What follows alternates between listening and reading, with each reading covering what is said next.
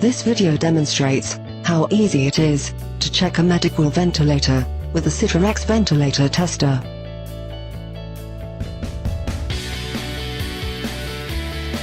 First, connect the patient circuit to the medical ventilator at one end, and the Citrex device with the test lung at the other end.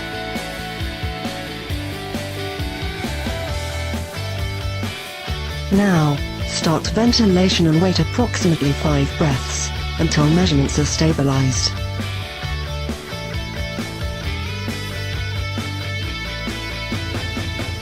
Compare breath-based parameters from the ventilator with the parameters measured by the ventilator tester.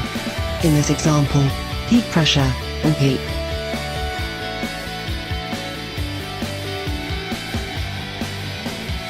You can also verify real-time curves. Just compare the curves from the ventilator with the ones you will get from the Citrex device.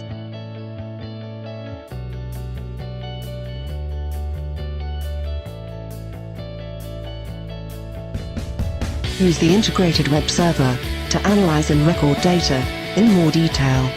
Trending, cursors and configuration are also available.